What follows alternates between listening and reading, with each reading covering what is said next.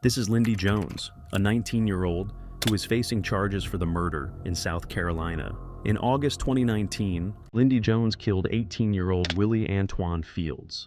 After the investigation, Lindy Jones and his younger brother, Jalen Jones, were taken into custody.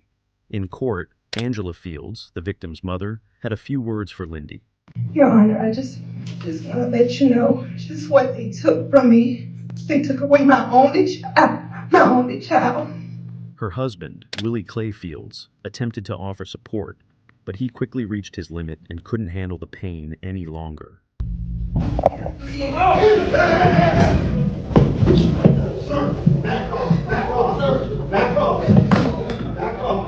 The officers were eventually able to separate him from Lindy.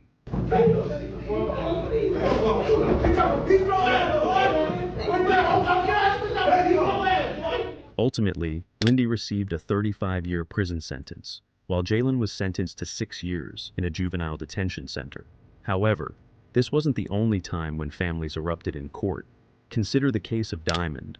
Alvarez is in court for the trial of 19-year-old Frank DeLeon Jr., who fatally shot their 16-year-old daughter 22 times. He's charged with murder, accused of shooting Alvarez 22 times. On January 11, 2023, Diamond was walking her dog when Frank shot her fatally. Police investigations revealed that they had been in a relationship and were about to break up. Frank was quickly arrested. If you expected Frank to show remorse for his actions, his behavior in court may surprise you. During the proceedings, Diamond's mother expressed her feelings to the man who had cruelly ended her daughter's life. As she spoke, Frank smirked at her, prompting Diamond's mother to confront him in anger. But before she could approach the smirking killer, the situation spiraled out of control. As Diamond Alvarez's mother began walking towards DeLeon, a bailiff holds her back. That's where the situation escalates, with Diamond's uncle jumping in from the gallery and punching DeLeon. DeLeon's mother then jumps in and pushes Diamond's mother at one point, and the two fight in front of the judge. That's when another family member from Alvarez's side.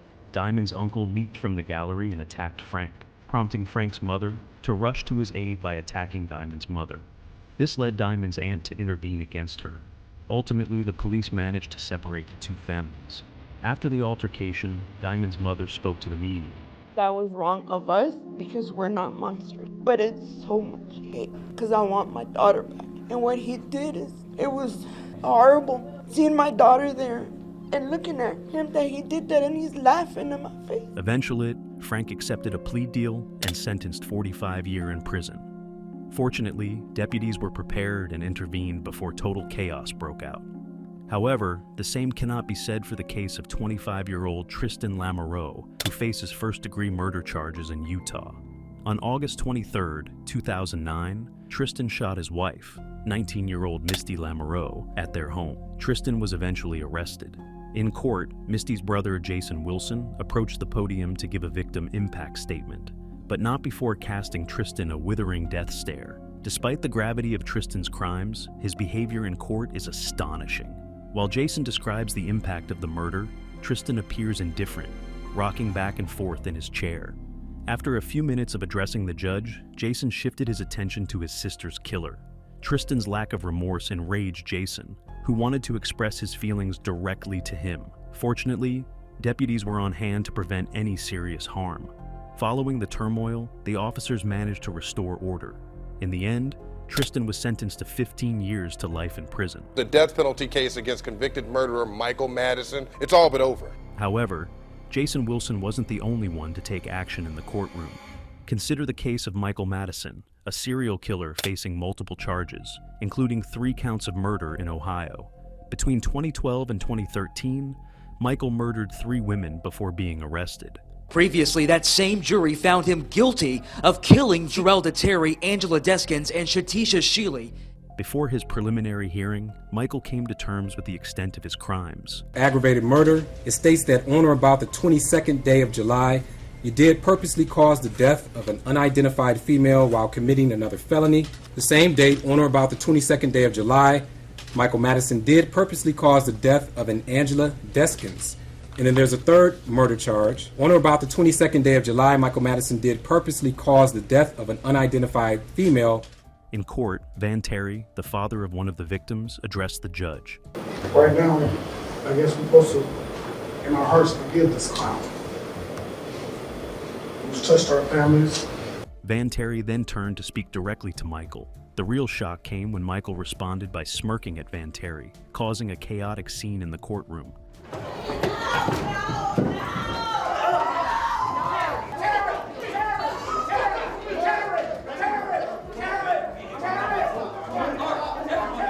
Eventually, the police intervened and restored order, allowing the proceedings to continue. Now, it's time for the jury to deliver their verdict. We therefore unanimously find that the sentence of death should be imposed upon the defendant, Michael Madison. Following the jury's recommendation, Judge Nancy McDonnell announced the sentence. I am struck by the sheer inhumanity of what one human being can do to not one, but 3 human beings. It is incomprehensible. You cajoled, lured, and deceived Shatisha Shealy, Angela Deskins, and Sherelda Terry to your apartment. After the sentencing, the victims' families shared their reactions. Michael Madison is currently awaiting his death in prison. New York courtroom where the man who shot and killed 10 people at a grocery store in Buffalo is now facing sentencing. But this wasn't the only time of parents reacting strongly to a killer's behavior in court.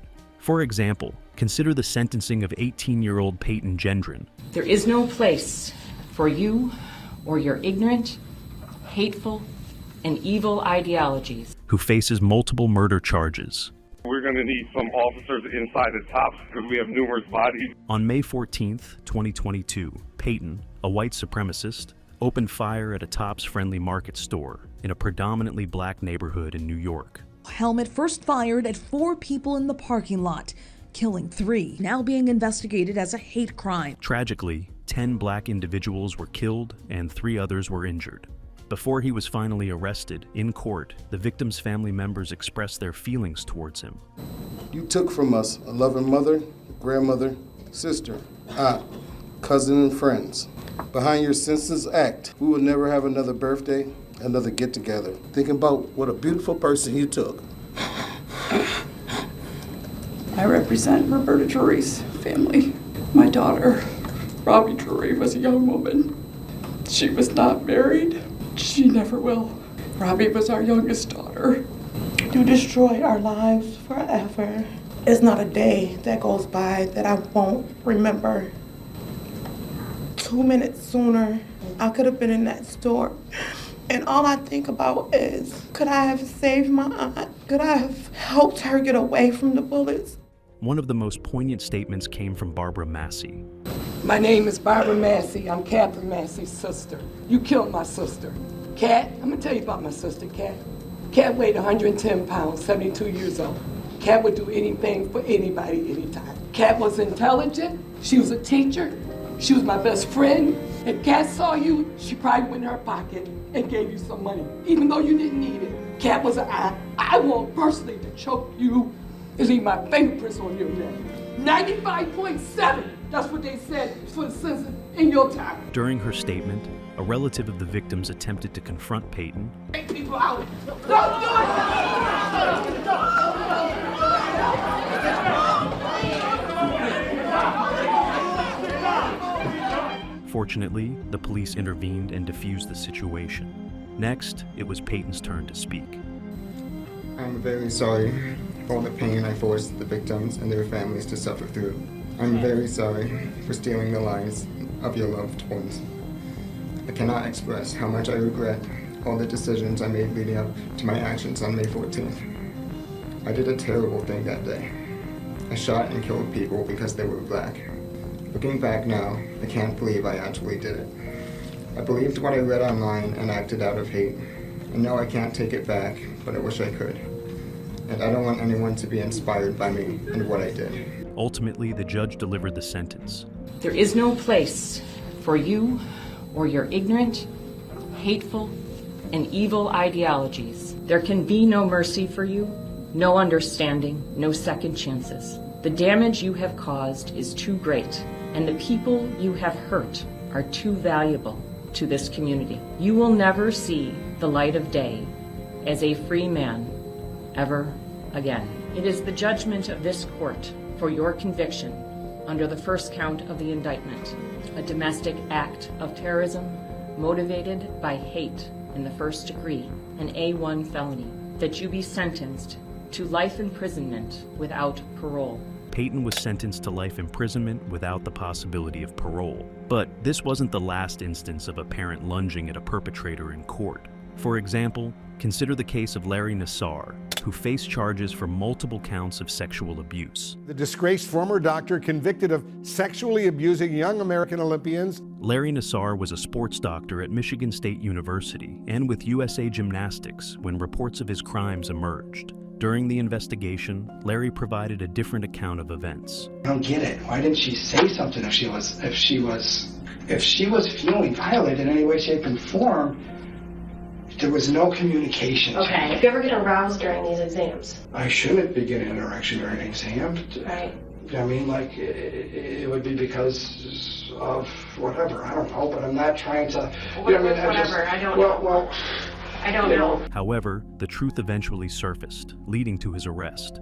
In court, his victims took the stand. I testified to let the world know that you are a repulsive liar. I am Jessica Tomashow, also known as Victim A. I was sexually assaulted by Larry Nassar when I was 9 and 12 years old. You broke and shattered a lot of girls. He betrayed my trust, took advantage of my youth, and sexually abused me hundreds of times. In 2009, she took her own life because she couldn't deal with the pain anymore. His conniving and calculating behavior not only tricked me, but he tricked my mom, who was present for all my appointments as a minor. You used my body for 6 years for your own sexual gratification. That is unforgivable. You convinced my parents that I was a liar. My father and I did our best to patch up our tattered relationship before he committed suicide in 2016. One by one, Larry Nassar, I hate you. I, too, was sexually assaulted by Larry Nassar multiple times at multiple appointments. I'm possibly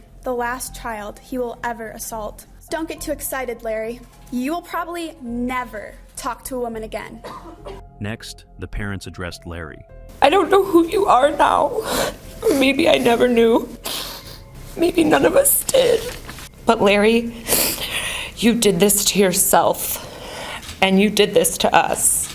Inmate Nassar, that is what your name is. And don't you forget that. I will be out in the real world, thriving, empowering, and standing by others while you rot in a prison cell the rest of your life. You hid for years behind Olympic rings and a Spartan head, but there is now nowhere left for you to hide, Larry. For this particular parent, Larry's tears were meaningless, and words could not convey enough. I would ask you to, as part of this sentencing, to grant me 5 minutes in a locked room with this demon. Would you do that? Yes or no? No, sir. Would you give me 1 minute? Well, I'm going to have to get something on.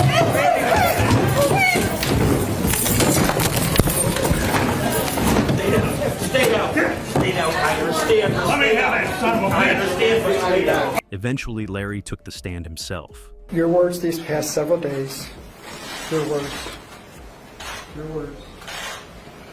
have had a significant emotional effect on myself and has shaken me to my core. There are no words that can describe the depth and breadth of how sorry I am for what has occurred. An acceptable apology to all of you is impossible to write and convey. I will carry your words with me for the rest of my days. In the end, the judge delivered her sentence. As much as it was my honor and privilege to hear the sister survivors, it is my honor and privilege to sentence you because, sir, you do not deserve to walk outside of a prison ever again. I find that you don't get it, that you're a danger. Sir, I'm giving you 175 years, which is 2,100 months. I've just signed your death warrant. I need everyone to be quiet. Larry will spend the rest of his life in prison. While such a reaction might be seen as a result of uncontrollable anger, the same cannot be said for the case of 23-year-old Quinn Bowes, who is facing murder charges. Quinn is in court for the murder of his 11-month-old son. After being found guilty, he was sentenced to 25 years in prison. However, as he was being escorted out, an unexpected event occurred. Jeremiah Matthew Hartley, the child's uncle, punched Quinn before being subdued by the police.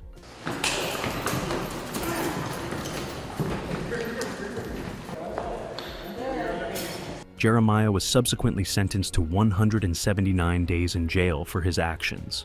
However, Jeremiah wasn't happy with what Quinn did. His response to the sentencing was similar to that of Vashon Flowers, who was similarly charged with murder. A disagreement about smoking led Vashon to fatally shoot his wife, Jamie Thomas Flowers. In court, the victim's daughter described the events. He was irritable and said that he was a grown man. If he wanted to buy cigarettes, he would buy cigarettes. Got down on the ground and started choking my mother. Actually, I heard, "You don't have to do this, Vashon. Please don't do this. You don't have to do this." And then I heard gunshots. During sentencing, the victim's son, London Thomas, struggled to contain his emotions.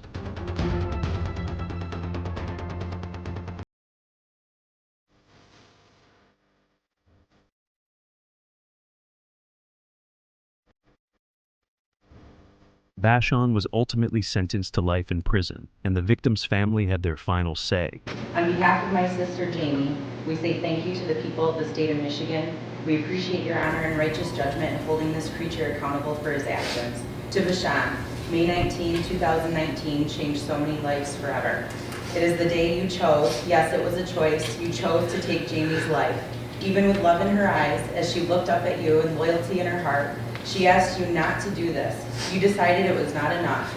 You who had never known this type of love before, your decision was made. It is our sincerest wish that each and every day you spend caged as an animal you are, you never forget why. That the ties that bind you hold you for eternity in hell. So it is said, so it shall be done. That concludes the family statement, and I can't say it any better than that, but I would simply add that this is an individual that has had a dangerous and assaultive history for most of his life. Vashon remains incarcerated, serving his sentence. However, when emotions run high in court, the actions of London Thomas and Kevin Hall lead us to question the very limits of sanity. Consider the case of 15-year-old James Douglas Gonzalez, who killed Edward Hall. In a Mobile, Alabama courtroom, 15-year-old Doug Gonzalez awaits the verdict in his trial for the murder of Edward Hall. In court, the jury convicted James of negligent homicide rather than murder. Enraged by the verdict, Kevin Hall, the victim's younger brother, took action.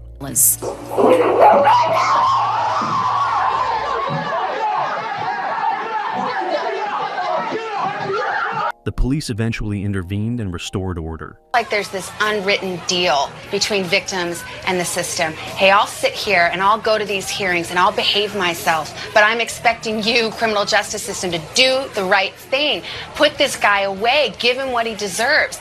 James was unharmed in the incident, and Kevin was sentenced to 5 days in jail. Just when you thought you had seen it all, another convict outdoes Kevin Hall's dramatic courtroom behavior. Meet Dwayne Smith, who is in court for the sentencing of Clifford Thomas. Clifford and his girlfriend were arrested for the murder of 3-year-old Jamela, Dwayne Smith's daughter.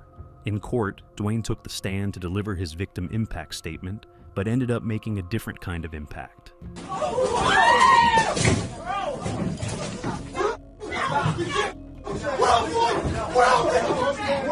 Clifford's girlfriend, who is also the child's mother, was seen in tears.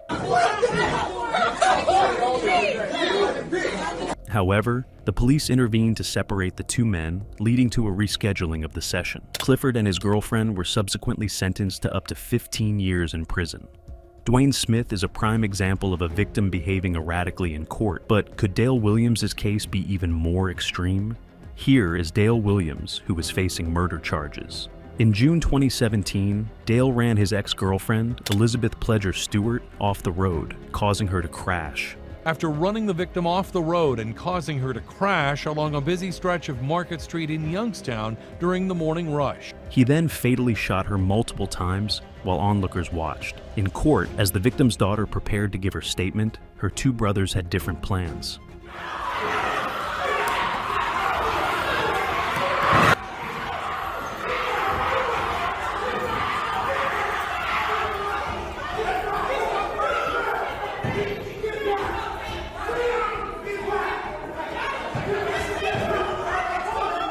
The police had to use tasers to restore order in the courtroom.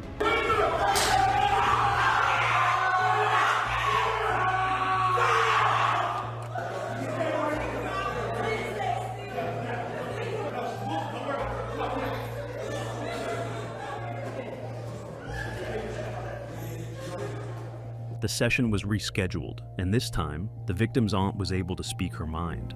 We saw him, we felt it was so much emotion due to a flashback of how he just killed my niece. We would be broken for the rest of our life. Eventually, Dale was sentenced to 15 years to life in prison. The two brothers also appeared in court. Dale is still serving his sentence. If you found these reactions shocking, you'll be stunned by this video of killers laughing in court